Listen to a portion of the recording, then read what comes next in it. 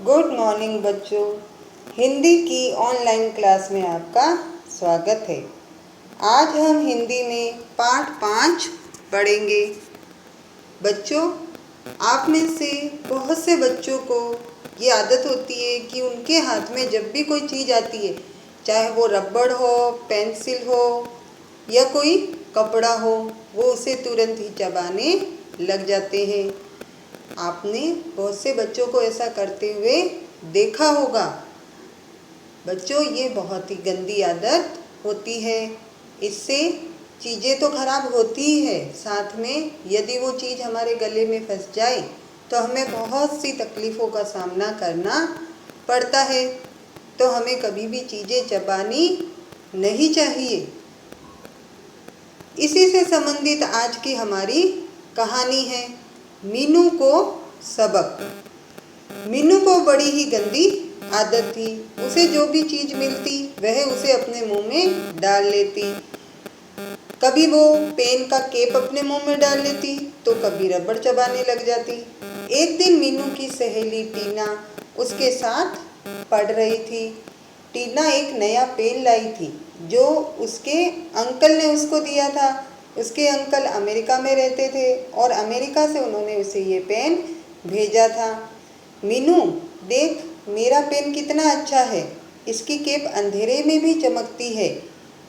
ऐसा कहकर टीना पढ़ने में लग गई। तभी अचानक टीना ने देखा मीनू उसके नए पेन की केप को चबा रही है। अरे, तुमने मेरे पेन का क्या किया? टीना ने गुस्से से कहा।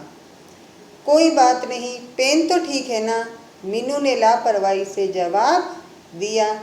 ये पेन मेरे अंकल अमेरिका से लाए थे। टीना को बहुत गुस्सा आया। तुमने मेरा पेन खराब कर दिया। ऐसा कहकर दोनों आपस में झगड़ने लगी। दोनों में हाथापाई होने लगी। मीनू ने टीना को 2-3 थप्पड़ लगा दिए। अब टीना और भी गुस्सा हुई और उसने मीनू को बोला, एक दिन तुम्हें इस बात के लिए बहुत पछताना पड़ेगा। और उस दिन के बाद दोनों के बीच बातचीत बंद हो गई। मीनू और टीना दोनों ही बड़ी कक्षा में आ गई, लेकिन अब भी दोनों एक दूसरे से बात नहीं करती थी। पर मीनू की गंदी आदत अब भी नहीं छूटी। वो अब भी चीज़ों को चबाती रहती थी। एक दिन मीनू अपनी सहेलियों से बातचीत कर रही थी कि अचानक मैडम कक्षा में आ गई। सभी सहेलियां अपनी अपनी सीट पे बैठ गई। मीनू पढ़ते पढ़ते उसे पता ही नहीं चला कि उसने कब रबड़ अपने मुंह में डाल लिया। रबड़ उसके गले में अटक गया। बड़ी ही मुश्किल से उसने मैडम को बताया कि मेरे गले में रबड़ अटक गया है। मैडम ने उसे कहा, जल्दी से उल्टी करो, रबड़ निकल जाएगा। लेकिन मीनू को उल्टी नहीं हुई। उसके मम्मी पापा को बुलाया गया, डॉक्टर को दिखाया गया। डॉक्टर ने रबड़ तो निकाल दिया, लेकिन उस दिन के बाद मीनू की आवाज़ खराब हो गई। उसके गले में दर्द रहने लगा। डॉक्टरों ने बहुत कोशिश की, लेकिन कोई इलाज नहीं हुआ। एक दिन टीना मीनू से मिलने आई।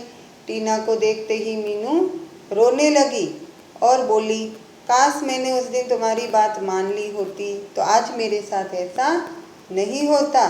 मीनू ने उसे गले लगाया और कहा, कोई बात नहीं, मेरे अंकल जो अमेरिका में रहते हैं वो डॉक्टर हैं। अभी वो भारत आए हुए हैं।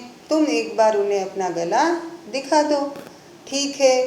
शाम को मीनू अपने मम्मी पापा के साथ टीना के घर गई। वहाँ डॉक्टर अंकल ने उसका गला देखा, उसे दवाई दी और साथ ही कुछ एक्सरसाइज बताई। उन्होंने कहा, कुछ दिनों बाद तुम्हें आराम मिल जाएगा। धीरे धीरे मीनू की आवाज़ ठीक हो गई। उसके गले का दर्द भी समाप्त हो गया। अब मीनू ने टीना से अपनी गलती के लिए माफ़ी मांगी।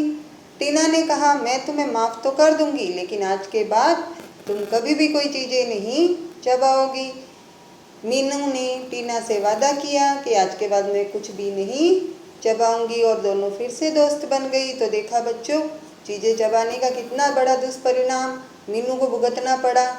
अगर आप में भी ये गंदी आदत है तो आज से ही कसम खाइए कि कभी कोई चीज़ नहीं चबाएंगे। क्या पता कुछ गले में अटक जाए और फिर हमें दिक्कतों का सामना करना पड़े। तो आपका चैप्टर यहीं समाप्त होता है। इससे संबंधित ये शब्दार्थ आप अपनी हिंदी की कॉपी में करना।